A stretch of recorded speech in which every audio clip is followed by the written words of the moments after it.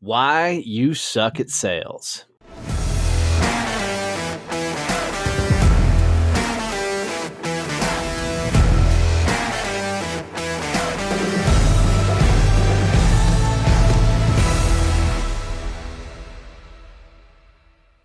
Hey, I'm Donnie Bovine, the CEO and founder of Success Champion Networking and author of my new book, Fuck to Focus.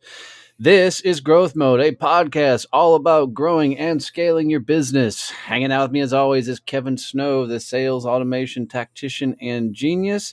And in this episode, we're going to have a lot of fun telling you why you suck so bad at sales. Kevin?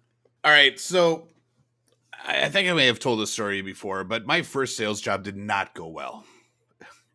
I lasted not even a year before they canned my ass and I was out on the streets. But the reason that happened is because I had no clue what I was doing.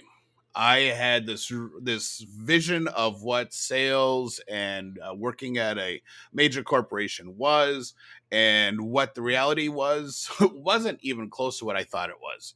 And I just couldn't adapt. I couldn't figure it out to make it work for me.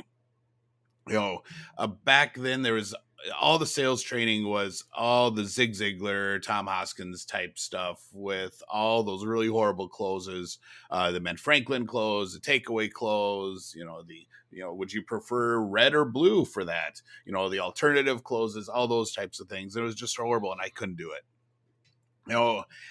It wasn't until I figured out my personality and what my strengths were that I actually started figuring out how I could sell.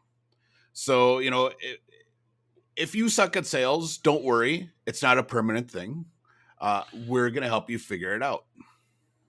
Well, I want to explore that first year of sales for you a little bit and understand why you really sucked. I mean, what was it that you were trying and weren't doing? I mean, so, for those who may be tuning in for the first time to us, Kevin's an introvert, I'm an extrovert, and I'm fascinated with, how an introvert learns to sell because I think there's more of a learning curve for an introvert learning to sell just because there's a lot more things they have to overcome to be a good salesperson. So that first year for you, what was it? Was it talking to people, learning the lines? What was it that caused you to be so shitty at sales? It wasn't the talking to people thing. A lot of my issues were prioritizing my list of work of what I need to do and when it need to get done by. And Were you doing shit you weren't supposed to be doing? I mean, so this was a combined role. So I was a hunter and a nurturer. So I had to sell business, but then I also had to support accounts. So I wasn't really good at prioritizing stuff either. Something got on my list. It got on my list at the bottom. And when I got to that point of the list is when I got to it. There wasn't the ability for me to say, oh, this is really important. I need to put this at the top of the list, or I need to prioritize this above these other things. So I was very linear in my to-do list thinking. And that doesn't work in a telecommunications industry that is, if something's blowing up, it needs to be fixed now because that's having major impact on other clients. So now did they give you accounts when you first started off, or were these all accounts you captured? they were I started off with a book of business. Okay. So I often find that when people get a book of business is one of the reasons they suck is there is emotional attachment to accounts that you get yourself versus accounts that were handed to you. So that initial having to go in and build relationships when they're already established with the company, it's fucking hard, right? For anybody, Yep. Let alone somebody who doesn't know how to fucking sell. So, and the other issue for me was because I was working some large accounts and we were doing cutovers. We had a lot of the company I worked for just merged with like 4 other telecom companies. So we were going through and doing all the migration into the centralized billing system and then switching over clients, getting them to say, yes, we want to use your local service as well. so I would be bringing in, sales engineers, and there'd be multiple people involved in the sale. So it was a complex sale. You think I'm blunt now? I was even more blunt then. And I had no issue when we were in meetings trying to fix things with clients, calling out the other vendors that were screwing up in front of the client. So So it's safe to say you were a complete fucking moron your first year of sales. I don't know if I was a moron. I was just very outspoken. In my mind, I was defending my client against the evil people who were doing things wrong and screwing up their world. What did management say? I mean, I had to assume they fucking pulled you aside and say, "What the fuck did you just call out all the other vendors for?" um, Management never talked to me about it. My sales engineer is like, I don't believe you just said that in front of the client, and she's like, wow, all right, so that just happened. And it was kind of like that. But we're it was a client when the cut over for their long distance had went horribly wrong because Quest, they were US West Quest, whatever they're at now. I don't even know what their name is now. Just literally didn't show up for the time they gave us to do it. So it was kind of obvious in my head that they were the ones that screwed up. And I didn't understand a whole reason why I need to be nice about it when it was their fault that my client didn't have dial tone for 48 hours. For So, my own sanity, do you understand now why you shouldn't throw them under the yes, bus? yes. Tell me. I'm really fascinated with this.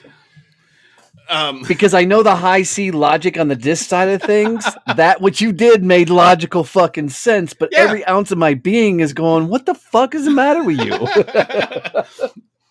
The face Donnie is making right now, for those of you who are listening, pretty much matches the face that was on my sales engineer at the time when I said it. I could just, like, her jaw dropped and her eyes got big, and I was like, oh, maybe I shouldn't have said it that way. But no, it's I've since learned it's never good, even if you're right, to call out your competition in front of the client. There are better ways to get the point across that it wasn't our fault or that we're better than them, as opposed to just throwing them under the bus. So as you continue through, I'm having fun with your first year of sales. We're going to stay here for a little bit. So as you continue along, it sounded like you had shitty management because no one in management ever pulled you aside and said, "Hey, you can't say the stupid shit you're saying, on sales calls." So what ultimately led up to? I mean, I get it was the not prioritizing and getting things done, but how did they know you were fucking up? So my first manager, was that one who actually hired me, was freaking awesome, and she actually had a personality really similar to yours. Now that I'm thinking about her, I haven't thought about her in a long time, but she was actually really good. And she left the company because of this is Fortune. They were one of the big five telecom carriers, so they were competing with AT&T, WorldCom, all the big names. Um, WorldCom, that's a blast from the past. Yeah, no shit. So they were competing on that scale. So there was, multiple levels of management. There was the whole politics, internal office politics thing. The fact that there were now 3 teams that had been combined and they're going through that. So there was all kinds of drama going on at the office. So my next manager came from the outside sales world and had never managed like client support reps before that were managing accounts, but then also selling. So yeah, Terry was her name. She was not a good manager. Looking back, there was a lot I learned from her that I didn't know at the time about what not to do when you're managing salespeople. But yeah, there was not a ton of coaching. At one point I was actually put on the performance improvement plan. They're like, we're going to do this. We're not going to give you more accounts. We're not going to give you this stuff. A week later, oh, we need you to manage this association and fix all this stuff. So I'm like, we just had a conversation a week ago about this not happening. So yeah, it was just not, there was not a lot of good management and training and coaching going on. So, and I don't think she ever actually went on a client meeting with me. So Isn't that funny? That's crazy. I mean, because for me, I mean, I never had any coaching and mentoring. Nobody telling me how to sell. So it was in a similar but different type of sale early on. So both of us, had to go through this. Let's figure out our way of doing things and getting better at it. So, but in this day and age, there's sales is so different from what you and I grew up on, and it's a completely different game to play. So nowadays, why are people so shitty when it comes to sales? Why do they suck so bad? What are they not doing that they should be doing? uh, there's still a ton of salespeople out there trying to still sell like it's the 90s and the 80s. There are still people that, I'm in a bunch of different sales groups, and there are still people going out there and telling people that they need to do hard closing, and they're giving them all these tired old closing techniques that, unless you've been living under a rock and haven't bought anything in the past decade, you're going to know what they are and you're going to recognize them. And it's so there's that going on. And plus, then there's a lot of people out there, whether they're business owners or salespeople, who are desperate to get the sale because they need the revenue to coming in. So that's that the commission breath thing is coming across, and the clients can tell that, and they're trying to accelerate too fast through the sales cycle. So that's the big thing when I'm working with my clients, is really helping them understand, how do your clients make buying decisions? What is their process, so that you can make sure you're in sync with them and you're giving them the right stuff at the right time, not just trying to pressure them into saying yes and to make a decision. Yeah, I like that. And I want to add in there before we jump into solutions too much, but because I think one of the things that's kicking a lot of salespeople's ass is they're not studying their own craft. I think a lot of people get into sales, or they try and sell, and they aren't learning about themselves, learning about the other people, so which is causing them to do a lot of stupid shit. And when they hear something like, I watched the fucking Grant Cardone video the other day, and he's like, if you you lose. And I'm like, no, is fucking human, right? It's about having a real damn conversation. And I think people, because they're not studying the craft of sales, they're not looking for ways to get better in the sales process, and trying different things and understanding, to your point, the people they're sitting across from, so they can have a real damn conversation. So you got to be studying your craft, because it's your craft, it's what you do, it's your livelihood. you know so how do people actually? Oh, you got something? Go ahead. No, go ahead, ask your Now they question. say, how do people, one, study their craft? How do they get to know the fucking people they're sitting across from? I mean, we've done a ton of episodes on understanding who you're selling to, but how do they stop sucking so bad on a sales call? So you got to have real conversations with your clients. If you've been in business for any amount of time and you have a book of business, if you're not asking them questions about how you're doing business and how they want you to be doing business, you're doing it wrong. Because these are people that are giving you money because they like you, and you're providing something that's helping them be better at what they do, and either generate more revenue, or you free up time, or you do something that makes them better. They wouldn't be giving you money if they didn't like you. So if you can go to them and say, hey, so we're doing this thing, we're trying to figure out how to do this better, and we would love your feedback, most of them are going to say, oh, hell yeah, let's go. When do you want to do this? And they're going to be excited to be able to be listened to, and to have the opportunity to actually improve their experience with you more. So you got to be going out and doing that. That's the number one thing. And it's amazing when I would tell clients that we're going to reach out to their clients and ask them questions. They're like, "Really? You want to talk to my clients? I'm like, yes, I want them to tell me what you suck at, as opposed to you just making things up. Yeah, and it's fascinating that the people have that initial gut reaction of, "Oh my god, I don't want you to talk to my clients," or "I can't ask my clients that." And for me, that's the number one reason people suck is because it's a transaction and not a relationship.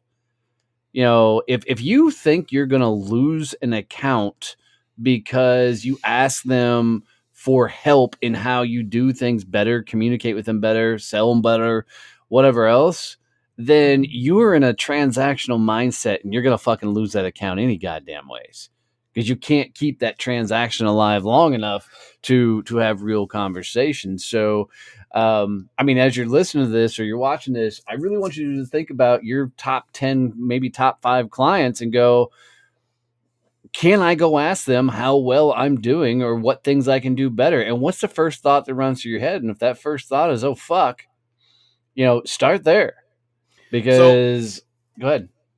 I was at my second sales job, the one I actually ended up figuring out how to sell as an introvert. One of the things I always did is when my clients, especially my best clients, would have some sort of service issue where I had to get third party people involved within my company, wasn't something I could just fix. One of the things I always went back to my clients afterwards and said, "All right, so I know Bill was in getting a phone fixed, or we had this issue going on, so and so. Our engineers were involved. Hey, tell me about how it went." And I started asking them to give me feedback on the other parts of the company, so now I could go to them and say, "Hey, so here's I was talking to my client. They love that this happened, but they had this suggestion," and it allowed me to have impact into parts of the business that were impacting my life. Because if a client's pissed off after a customer support issue, it's a salesperson that gets called and yelled at, not the customer support team. So that was really positive for me because that was a really huge way to build that relationship as a sales guy, where it did involve me trying to sell to them. That is one of the big issues, especially in sales where you keep a book of accounts and you own all the revenue coming from them. Is half the time when a salesperson calls you, it's just because they're trying to get you to buy something. It's For all sure. about another transaction. It's not about, Yep. hey, how do we make the relationship better? But being able to call and say, hey, I know this just went on. Tell me about it. What went good? What pissed you off? Where can we do better? Going forward. That's a huge way to get that relationship built, is by letting them give feedback, and not just the automated stuff. It's like, hey, that you get from all the online systems. Hey, let us know how we did with your recent customer service issue. Rate your skill of your support rep 1 to 5. That doesn't do anything. Yeah. You know, you You made me think of the first time that I actually asked a client how I could do better, and it was a company named Danco. This is kind of cool. I haven't thought about this in a while, and I reached out because I knew we only had a portion of their business, but they weren't giving us the bulk of it. And I asked, very specifically, how do we, what could we do better? What could we improve? And I remember she looked at me and she goes, it's really kind of frustrating that I have to pick up the phone and call you for every order and then send an email off and then we process the order. She's like, that just feels like it's a lot of steps. And I took that back to Jane, who was my boss, and I said, "Hey, how do we expedite this? I mean, we've done everything to digital. How do we move this?" And she goes, "Well, we just created these new websites where they could order straight through the websites. Can we upload all their stuff to there?" So we went back, we uploaded all of their stuff that they ordered, on this website, and I went out, the next day or two after we had gotten that all set up. I sat down with them and I said, "I think this will make the process better." And she went in, she logged in, she goes, "Wait, I can just order this. I don't have to reach out to you. I don't have to contact you." I said, "Nope, we can just sit here and talk about the Rangers." She was a huge Texas Rangers fan. I said, "We can just talk about the Rangers." She goes, "I love that." And we started, bullshitting along. While we're sitting there, she placed like 6 orders. And some of them were shit she'd never ordered for us, right? Through us. And we ended up winning almost all the printing business for that account simply because I went in and just asked, how can we do this better? And then we came up with a solution that no other vendor at the time was doing or creating, and it was fucking awesome. And which then led me to start asking all my clients, I'm like, what if we had a way that you wouldn't have to reach out to me every time you need to place an order? And we started building all these fucking websites and shit for people. It was really cool. Was it the convenience, or they were just excited not to have to talk to you? Well, probably all the above, but I was a schmoozer, man. Especially you give me the older gals that were doing the ordering, or the more seasoned gals, man. I loved hanging out with those clients because, I was just that schmuck growing up that knew how to flirt just with these older gals, getting them giggling and laughing and having a good time. Um, didn't work on the Yeah. guys for some reason. I don't know why. Hmm. You probably just weren't doing it right. I don't know. It's kind of Yeah, like that first company to decide, hey, what if we set up a store on a website where our clients' employees can actually buy their own, logo material, their yeah, own T-shirts and different stuff. They want a coffee mug. Oh, look, you can order it and get it yourself at a special price. And now marketing or anyone doesn't have to be thinking about, oh, we need to order more mugs, we need to do this. It's coming up with those solutions for the things that seem not like a big thing to you, but are a pain in the ass to your client. That is what's going to generate revenue and generate those relationships. And especially if you ask them, they say, we hate this. It's like, oh, I think we can fix that. Let's do this. How does this work? They're like, oh my God, you did that for us. That was so cool. And you didn't make us buy more stuff to do it. So yeah. I, that two-way conversation is huge. Yeah, and in addition to asking your clients, I think it's studying you. It's learning how you say things and how to say things better. It's learning how to connect with other people. It's learning to get detached, and it's trying shit, man. It's the people get so intimidated by the situation of sales in general that they just do the same fumble fuck through like they always do.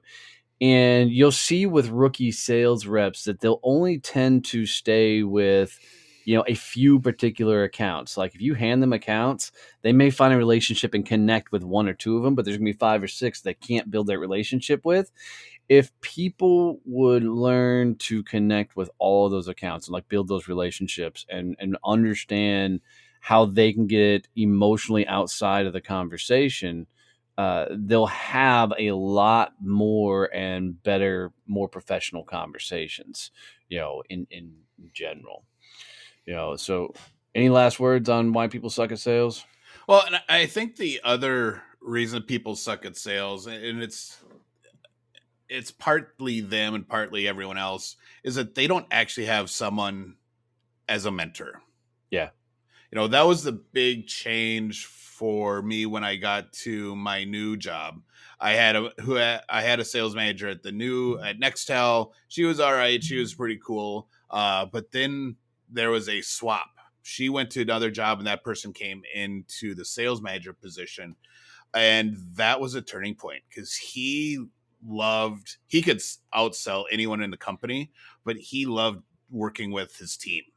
He was all about building that relationship and that team camaraderie and figuring out how to make the team successful. So he wanted to spend his days out in the field with his reps and giving feedback and helping them close business and getting it out in front of clients.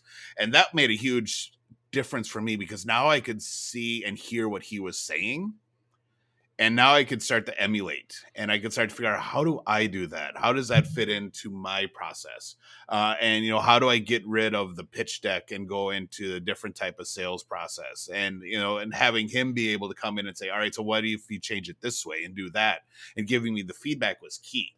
And that accelerated the transformation for me because I had that person who had already been successful for a decade in sales, and it wasn't just he did year one over and over. He progressed and he Yeah. got good at his job. And having that person who could share and help me figure out and learn my trade. Right. And if you're in a situation where you don't have a sales manager, VP sales, somebody grooming you along, find a fucking selling buddy.